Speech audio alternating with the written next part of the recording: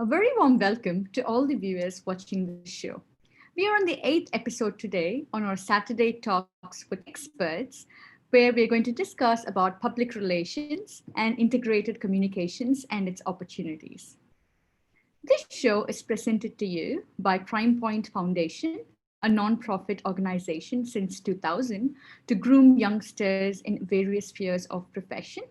And we have the two initiatives of Prime Point Foundation, which are NGPL, Next Gen Political Leaders, an NGO to nurture young budding politicians in our country.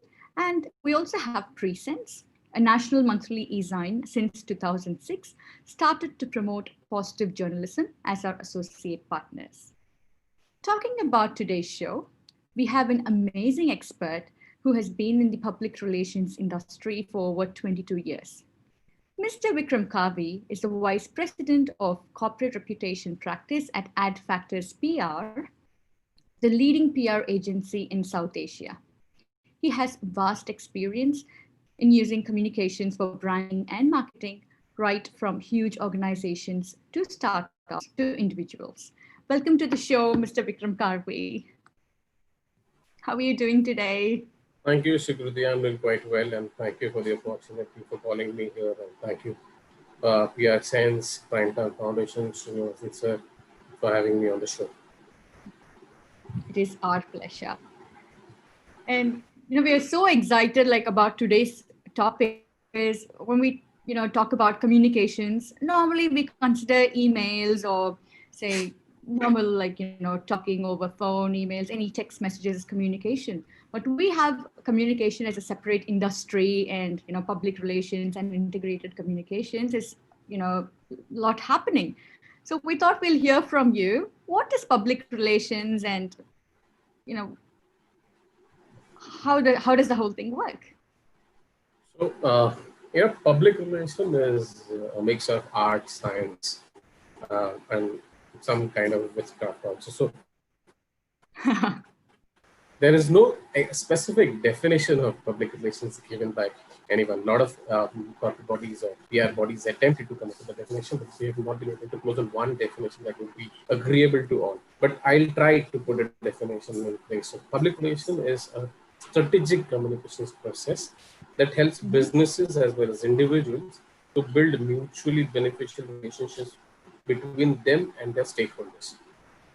And in this, public relation practitioners, or we call PR practitioners, help these individuals and businesses to cultivate a positive reputation through various unpaid and earned communications, mostly unpaid communications. When I say unpaid and earned, it's not paid for, but it's earned or it's editorially led in traditional media, social media, and including in-person engagements.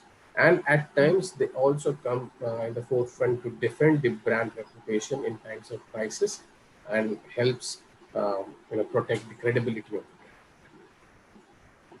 Okay, so I see there are different aspects, you mentioned various points. So I think I'll take one by one. So how different is branding, when you compare that with public relations, sir? Okay. So branding is actually a full expression of your organization, the public perception of how you look, sound, and act, which is ultimately your reputation itself. So branding is actually a strategic work that goes in forming this reputation and how you present yourself to the world. It's actually the sum total of your story, your visual identity, and the message that you want to share.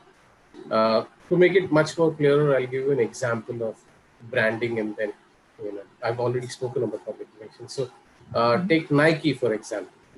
most people would recognize the swoosh logo anywhere you see. But Nike brand experience is lot more than the logo that you see. If you just put that logo swish mark, then it actually doesn't mean anything apart from just being a stylized check mark kind of thing. But what makes Nike Nike is the meaning that's been carefully built into that symbol or multiple touch points over the period of time. The feeling of athleticism, even invincibility that the swoosh sign represents, the endorsements and the images of athletes winning championship and crushing the world record, the stories of unrelenting perseverance of human triumph. Uh, all this represents Nike. So Nike's brand reputation is one of victory. The promise that Nike makes that if you be a consumer, you'll also be like Nike, and that you buy. So that is branding. While public relations, as I spoke, it helps organizations generate positive perceptions through media relations and ongoing focus on the reputation management. Of course, it's largely responsible for interacting with the stakeholders in a time-sensitive manner. So you need to be very conscious of the timing that when you're dealing in PR. It's also a valuable outlet for messages that you want to relate out to your target audience. So branding can be an overall umbrella. PR could be, a vehicle that takes your messages to the stakeholders. That's interesting because when we back like during my childhood days, like we used to remember the Amul girl, utterly butterly delicious, and we used to have many jingles. So, is there a lot of research and lot of work done behind these branding scenarios, or Of course, I how mean, does yeah, go ahead. So, when you take one ad, because, about the Nike, when you mentioned, okay, as you say, a person who wears it will have that, they can relate themselves to a sports person that they're going to conquer and crush the day, they're going to do well. Yeah. So, is there, how much work is behind every ad or every brand message that is being sent? So there's a lot of work behind coming out of any messaging or even branding. You need to understand consumer sentiments. You need to understand how consumers treat. You need to understand the environment that you're living in. You need to know what your competition is doing, where your competition is heading to, the time that you're living in, the audience that you're talking to. Is it millennial audience? Is it younger audience? And what they would expect from the brand. So all culmination of all this uh, goes into making of a brand. It's a huge exercise that follows, which is why any branding consultancy charges lakhs of rupees. So just to come with a small logo that otherwise outsiders would find it quite trivial, but there's a lot of research, there's a lot of creativity that gets behind creation of a logo, the message that you want to connect or communicate with the audience of yours. Wow. And you've been in this industry for over 22 years. So how was, this industry back then when you started, and how is it evolving, sir? Do you actually witness huge difference? Uh, I started with this industry, say about 15 years back, but this industry is into existence since long. I mean, as long as uh, as old as human civilization. It's not a new industry as such. To take you back to the age of Ramayana, where this character called Bhatru, who used to be there, who used to report to Rama about what's happening in his constituency or in his kingdom. So he used to put that Mhm. popular feelings and perception. Even somebody like Jesus Christ sent his 12 disciples out to spread Christianity. Same with Gautam Buddha and Shankaracharya, Nanak, or Kabir. They were master communicators. They sent the disciples out to spread the message uh, that they were preaching. And they preached in a form of an idiom, which was very, very easy to understand. Even Ashoka's rock inscriptions, if you see, they were written in local dialects for easy communication. So, and he sent his own children uh, out to expand. Buddhism. And from that perspective, his daughter Sanghamitra could be even called as the first public relations executive. So it's that old. Uh, a very systematic, organized public relations started in India by Indian Railways. So that then it used to be called as Great Indian Peninsular Railways, and they had first carried out a campaign in England to attract tourists to India. So that was the first example of PR that we could see. Uh, During the First World War, the government of India set up Central Publicity Board. This was probably the first organized PR in India.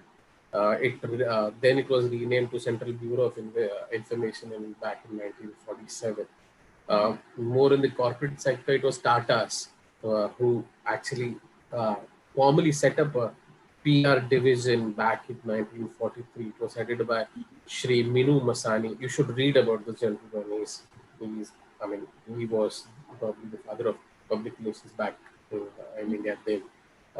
And then obviously a lot of PSUs like HMT, if you know, PHEL, Bhilai Steel Plant, NTPC, Indian Oil, VSNL, which is today Tata Communications, NHPC, and ONGC. These are the people who actually adopted public relations in its true sense back then. The journey of PR consultancies in India actually started as offshoots of advertising agencies. Ogilvy was the first one to set up base in India, and this was back in 1980s. Then the growth was not that great, but around 19 mid 1980s. About in 1986, the actual beginning of PR happened. It was, and you would believe, uh, the first known PR agency was started by someone called Charanjit Singh from Chandigarh. So first PR agency was set up in Chandigarh, who Okay. was working with a German company, and he set up Core PR along with his friends like Neil Gandon of Pfizer, Srinivasan sir would agree with me, Ajit Gopal of Air India, if you have heard about it, Anil Basu of Goodyear, and I don't know if you know Roger Pereira, the good old man of PR, started his agency in 1988, which was then later acquired by Edelman. And obviously, post liberalization, 1991, the growth of PR actually started. Um, so we have other PR agencies like Sampark PR, my first public relations firm that I joined, was started in 1994.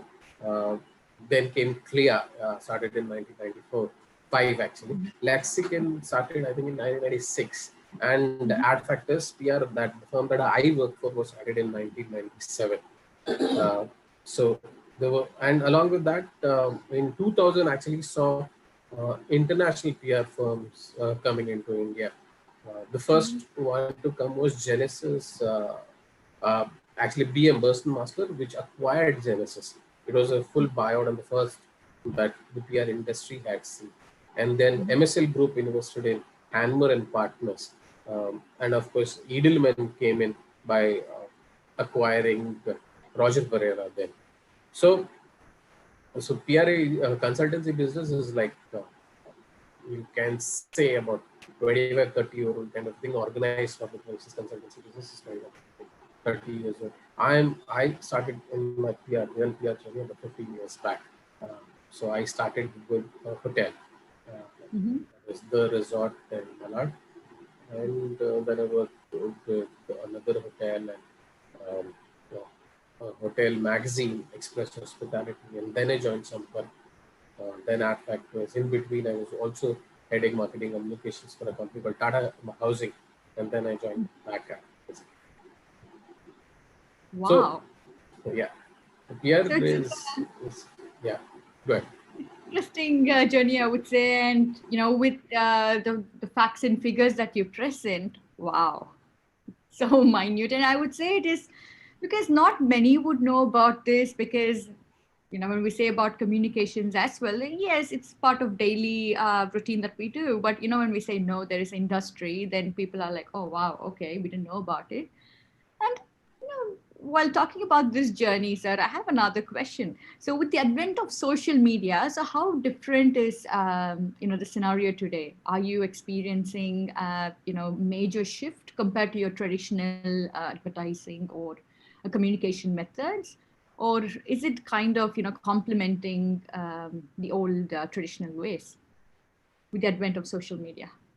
See, the principles of communication should remain the same. Uh, how to communicate with your audience, what to communicate in the manner in which you communicate would remain the same.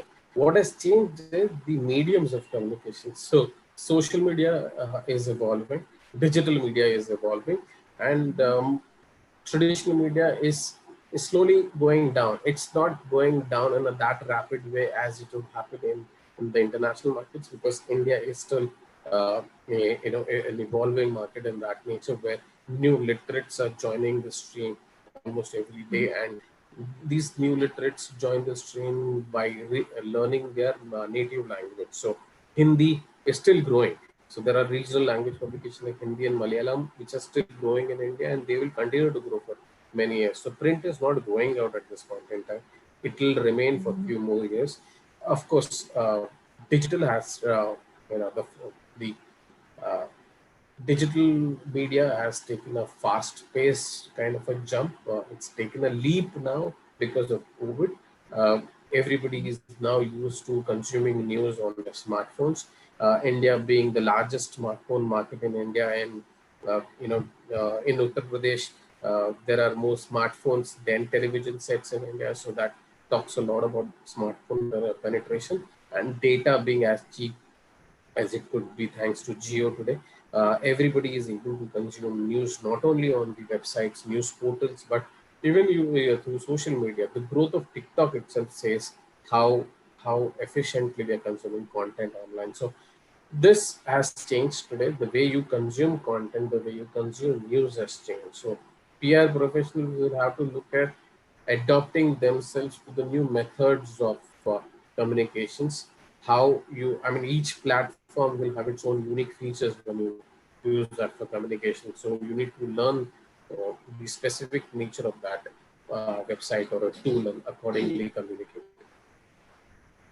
Beautiful.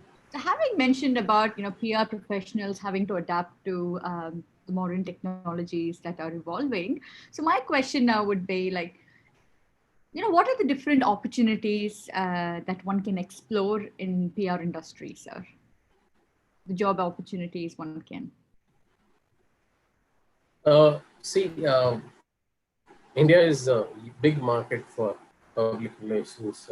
Probably it's quite large because the Indian media is that large. So there are about, I think, to put it in numbers, there are about 17,000 plus dailies, more than a lakh periodicals, 800 plus TV channels, and multiple thousands of websites, all in dozen plus languages. So if the media is so huge, the requirement of communicating with this media is also huge. So today probably there would be about 5,000 professionals working in this industry, both the sides, both at the consultancy sides as well as the corporate communications side. Uh, so India employs a huge number of um, people in this industry. It's not as large as the other industry, but still being specialized, it still employs a large number of people here. And unlike advertising agencies, PR is not divided into departments. So like advertising agency would have a department for creative, a department for copywriting, a department for um, client servicing. PR in PR consultancies, we do everything. You need to interact with the client, you need to take the brief, you need to create content according to the brief and go and pitch it to the media as well. So you need to have media relations as well, and you need to build client relations while understanding the strategic business part of it and the content creation capabilities as well. So you need to know a lot of things. So we are professional in a job that takes a lot of hard work, your mental bandwidth, your physical. This happening. There are a lot more other professions that are coming to fore, like influencer marketing is picking up in a big way because has the trust in the media is deteriorating. The media is growing, but you know what's happening around the country today. Influencers, micro and macro influencers are today gaining importance, and how do we communicate with them also becoming more and more important. So influencer marketing is growing. So people who know community management, community marketing, they can get into influencer marketing, multimedia content creation. So somebody knowing how to create creative posts are today required. Research and analytics capabilities are also required today. If you're a good researcher, you have good analytics skills, your peer consultancies will welcome you. You have unique problems today, like you need to know to manage fake news, which was not there a few years back, but today fake news management is a big thing. Brands are becoming media houses themselves, so brand journalism is becoming more and more important. So PR is actually expanding. In fact, in our consultancies, we have in our consultancy we have lawyers today, we have business consultants, we have data scientists. So this domain is really expanding, and there will be a lot more job opportunities in the future. So it actually looks as multiple industries put together as one. Is that correct? Correct. So, see, look at from this point of view.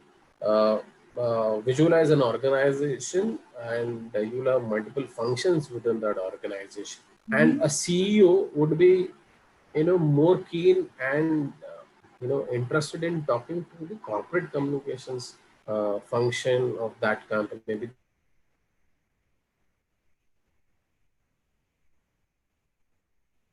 understand what's happening in the industry.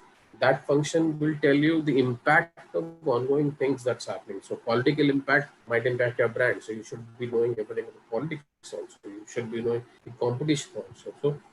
So it's all things put together. A PR professional is, though the outside view of PR practitioners is not that great, because PR industry has not done a great job on educating outsiders or external audience about themselves. But a PR professional is a business strategist. A PR professional is apart from being a communication strategist, he knows the competitive landscape and many more things. Yes, it's many industries put together.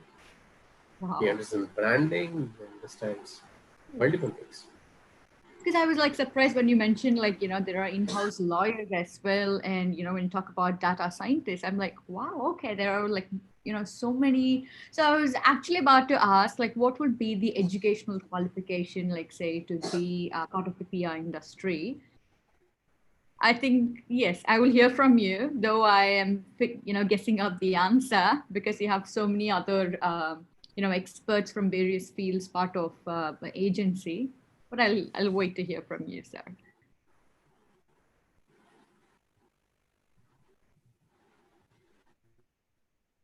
Uh, from not, I mean, you don't need a specialized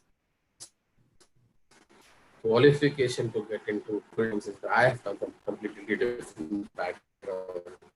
So, but today it's more acceptable by the industry to take the new entrants from PR schools. So there are diploma level courses, the graduate level courses, and even postgraduate level courses that are there in the country today, through which you can join the industry. So there are about 80% of new professionals that are entering from PR schools. 10 to 15% of professionals are ex-journalists who are now looking at. In fact, the movement of ex-journalists to PR professional is increasing because the attrition rate at the media is increasing. So a lot of ex-journalists are joining the industry today, and remaining are explorers from other professions who some survive and some cannot take the challenges that the industry puts in front of them. So truly, You don't need a real qualification as such, but you need to understand how the industry functions, how media functions. You need to have a right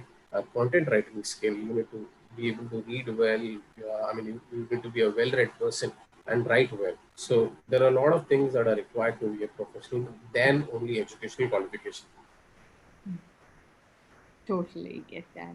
And before we open the floor, for a question answer session with the audience, I would like to hear from you. Like, do you have any interesting experience that you would like to share while, because you were also mentioning about the crisis communication, very important, how you communicate at time of crisis. So can you share an interesting experience if you've encountered anything on crisis communication and, how you were able to handle that, so that we'll have a better idea of what it means. Sure.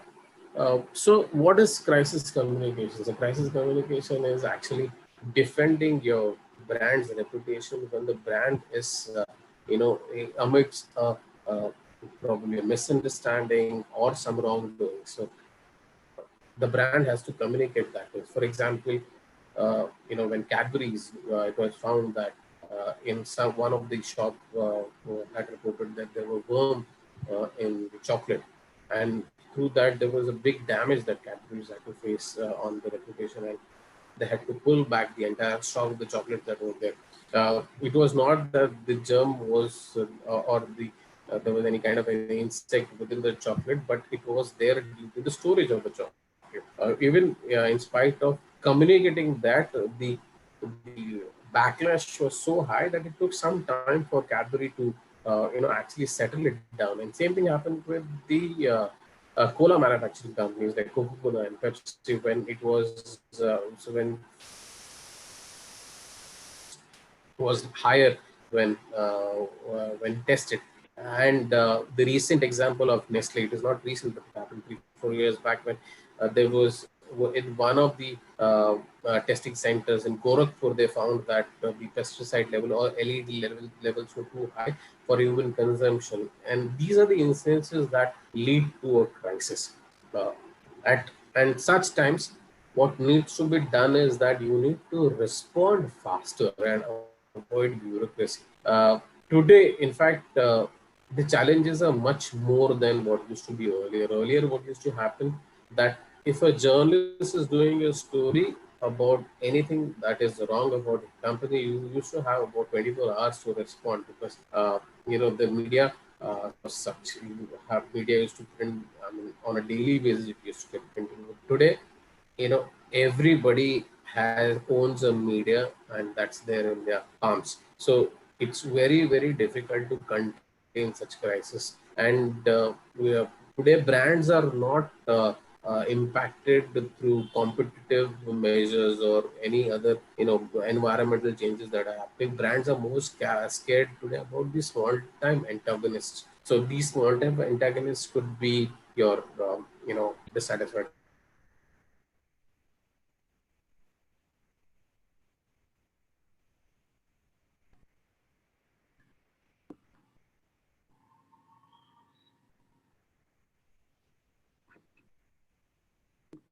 could be avoid bureaucracy and respond. If you are wrong, accept. If you are not wrong, then lay down the facts and tell the audience that you will come back in a way in quite some time. Usually, what happens in a corporate sector is that there are lawyers. They will try and find out the best possible words to be used, and what needs to be, what is right, or what can be what backfire later on. That they need to take all these things into consideration, and while doing that, you lose a lot of crucial time, and you need to respond within 24 hours. The Nestle crisis became that user crisis, which led to shutdown of their plants and pullback of their stock because they didn't respond quickly. So the most important lesson in crisis is to avoid bureaucracy and respond faster. One additional thing I would like to mention is that you need to avoid, sometimes you need to avoid disproportionate use of force as well. So what I mean by disproportionate use of force is that never create a situation where there is something like David versus Goliath kind of a situation that has arisen. Uh, I'll give you a small example. There was this lady who was unhappy with the uh, with the flat that she had taken from a large developer, and she tweeted something negative about that developer. That lady had only 20 followers. And this large developer, being that large, couldn't take that negative tweet in a right stand. And then, their lawyers recommended them to file a suit against that lady, which they did. And until they filed this suit against that lady, nobody knew about the tweet that she had tweeted. But just because there was a lawsuit against that lady, entire media got to know, and it was a front page news. So the brands damaged their own reputation. I'll give you a current example. Kangana Ranawat said something wrong against Mumbai. It was a nasty comment what she had made, and if and she had received a lot of criticism for that comment itself. And that while that was going on, a minister from the government said something equally nasty to her. Now that became a much bigger issue. That people forget what Kangana spoke, and that her criticizers became sympathizers, and they started attacking the minister in Britain. Uh, Another mistake that the government one of the government bodies did was that they went and demolished her property. Now, this actually became a David versus Goliath kind of a situation, which shouldn't have been if that comment was not taken in this seriousness, and it could have probably died it down on its own. So, but you know, it was allowed to become big, and it became so big that it becomes difficult to control. So we need to be very, very careful when we decide to respond. We need to know when to respond and whom to respond, without really analyzing. And responding just because you feel like responding could be a biggest mistake. uh, at Adfactors, we have tools where we identify the network of trouble creators. We identify how large the network is, who they are connected to, and accordingly we advise the client to react or not to react. So it's very, very important that when you react to certain situation, the background of it. Last thing I would like to say is that you need to be sensitive to the developments. You need to be sensitive to the ongoing scenario, and accordingly pitch to the media. So when sometimes you pitch to the media at a wrong timing, you could be caught up on the storm. And there are many examples that happen every now and then when a journalist tweets something against a PR person because they were contacted at the wrong time. So you need to be careful about such things. Probably that could avoid crisis kind of situation for the clients. So there is a lot of points like when it comes to crisis as well. Like, one thing that still sticks to my head is being upfront and being honest about it. And, the David versus the Goliath, I would say, wow, there's a lot of things when it comes to crisis, and it's not, yes. I honestly feel there is a lot of work around, and it's not, yes, and when mistakes happen, it doesn't get fixed by itself. There are a lot of people like you working on, investigating and fixing the solutions. So now I have questions from our audience, sir. So this question is interesting. So the question goes, how can small industries make use of communication and improve their brand and marketing? So whether small or big, if you are in communications any which ways.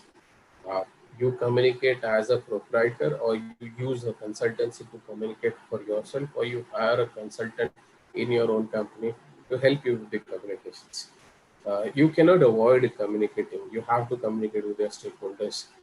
The tools that you would could vary, but you have to understand what strength you have, and you will be able to use those tools. So most important thing is communication is creation of content.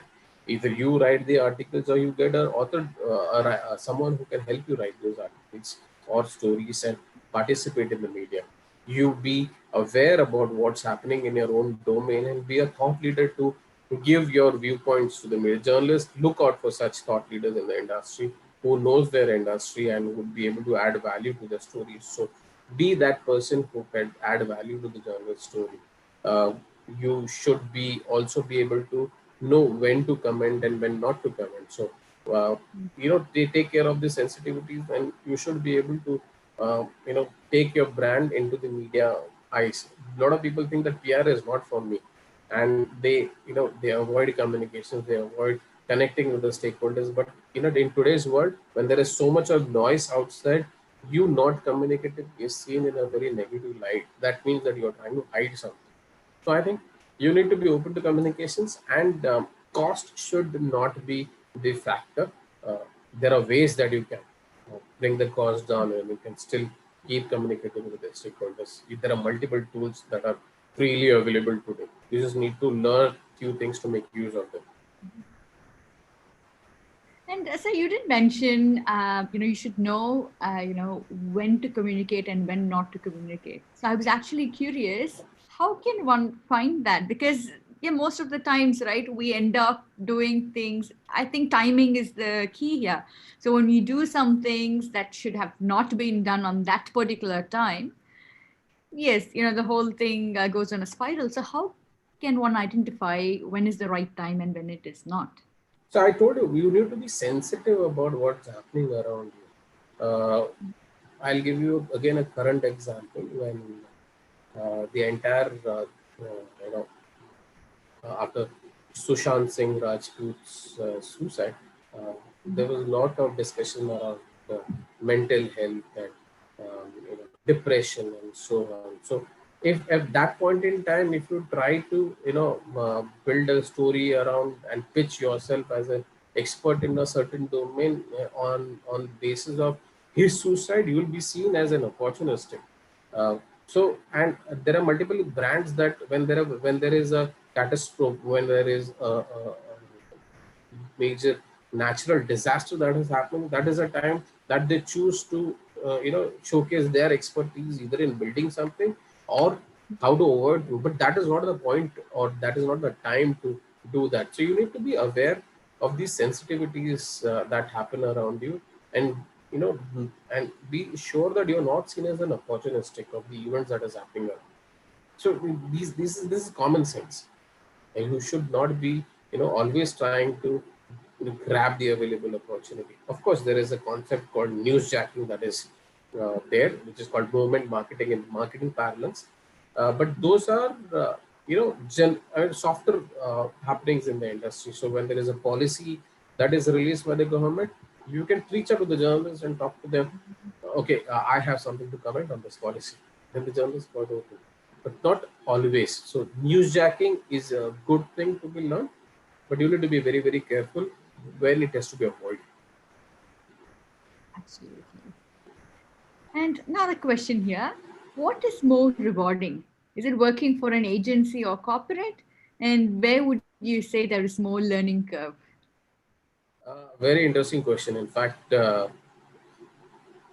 lot of people, stumble at this question at some point in their career. Uh, what is more rewarding, whether to be in the consultancy or to get to the corporate side? Both has their pros and cons at a particular time in their career. But I feel that you should start your career with the consultancy, because at the consultancy you are able to learn a lot more. Uh, you are servicing more than one clients of multiple industries. You're working with multiple industry leaders and probably strategizing for more than one situation or more than one line. So and at the corporate side, what happens is that you're probably stuck with one brand or a one sector, unless you work for a conglomerate which has probably multiple divisions. So learning curve is definitely more at the consultancy side. But as you grow in your career, one might feel that they need to learn much more than media relations or purely only communications. They need to know branding. They need to know experiential marketing. They need to know direct consumer connect marketing. Then the corporate side looks appealing.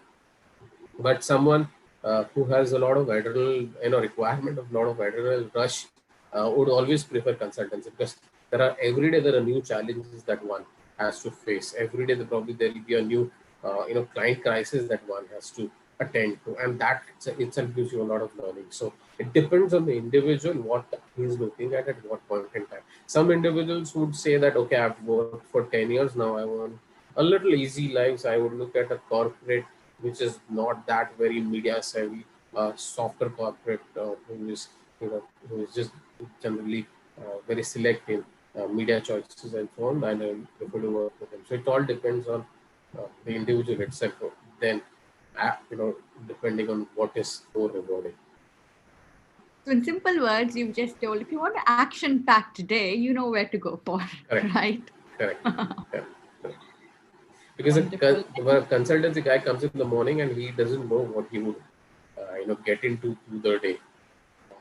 His job is completely, you know, as exciting as it could get in a day. From client meetings to managing prices, to creating a strategy for a client, to pitching a story that the client wants the next day in the newspaper. So he goes through all that in one day, which is probably not so much in the corporate sector. So multitasking at its peak, in other Yes, words. Okay? yes, very much. Beautiful. And I have another question from Amricha Seth. So she's asking why corporates need to approach PR agencies to manage crisis. See, corporates, not everybody is equipped to handle crisis at the corporate side. So you have a CEO and other functionaries and department heads, and you have a corporate communication head. But a crisis communications needs experience. It needs someone to know how to act in what kind of a situation, and not necessary that the corporate side people will have all the experience that you can meet that crisis. They need to have relationships with the media. It is important that you know the right person at the right time so that you cut short the time and reach to that person immediately and communicate that message to you. It needs the right strategy. Sometimes it is important to understand if you actually need to communicate or engage, or you should stop. You should not engage at all. That's more important to understand. These are the kind of thought process that a consultancy brings into the table at the time of a crisis. And when you are hurt, you can self-medicate yourself as much as you want, but you actually need relief. Then you need to go to the doctor. Or if you are caught up in a any kind of a criminal act, you cannot the court allows you to defend yourself, but you need a lawyer to defend you in a right way. So that's how it works. Okay. And I think I'll take, one more last question. You've answered this, but again, we're having questions, related to this. We have one, Mr. Ashwin Karvi asking about, is it better to have an in-house communication expert who knows the industry well or a PR consultancy? See, having an expert within your company works quite well, because that person not only understands the company well, but he gets time to understand the industry and the competition also quite well, because they're focusing on one particular business and one particular industry at a hand at a particular time. The best combination is having a consultant at the corporate side and also working with the consultancy. So this is the best combination, and most large companies adopt this combination. Many are satisfied having a in-house consultant, and many only work with the consultant. But both again has pros and cons. When you have only a consultant at your disposal within the company, that consultant has to manage too many things. That consultant has to manage the entire media universe, what might be quite difficult. And then within the corporate, that consultant might be asked to do multiple other things other than media relations. So they might ask them to create content, manage the website, um, you know, um, create marketing collaterals, and so on. So the focus that is required on communications will be little lower. And there are companies who only have consultancy. In this case, what happens is that the entrepreneurs or the founders of people at the helm will be responsible to help the consultancy to approve the quotes that are to be given to the media, or the content that needs to be cleared. So you need to leave a business out and you need to work with the consultancy. So And hence the best combination is having both the consultancy as well as the in-house representative. Beautiful. I hope Vikram has answered your question. And I would take one last question here, though, yes, we've gone past a minute because I find this really interesting and I'm so eager to listen to your answer. So, you are a VP now and you have grown in your company. So, what is required to climb a corporate ladder? You need to be good with your skills. Definitely, you need to know, all that goes into making of a good PR practitioner or a communications leader. You need to have a good understanding of business as well. You need to know, and a good PR person has to, deal with multiple business sectors. So how every business functions, you need to know that. You need to know the environment. You need to know the competitive environment. You need to have good mentors as well. I remember Srinivasan sir tried a lot to set up the mentee-mentor kind of a forum, but it didn't pick up. But this one thing is critically important. Everybody needs to have a good mentor. So find a good mentor for yourself. Yeah, you need to have a strong network. Network is something that helps you out when you are in need. So build your own network. Um, you need to know to recover from setbacks. You will be in midst of crisis. You may lose your job, but you need to learn to recover from all those setbacks. And lastly, be patient. Things sometimes take a long time to change, but it definitely changes. So you need to be more patient in this profession. Wonderful. And I have another, like, questions are pouring. So let me ask this one last. Yeah. So, how political parties can use PR is a question. See, when political parties use PR, they are always seen in a negative light because it is observed that they think that as it is, PR has a gray image of being a spin master. So uh, people think that PR is being used to probably to manipulate things.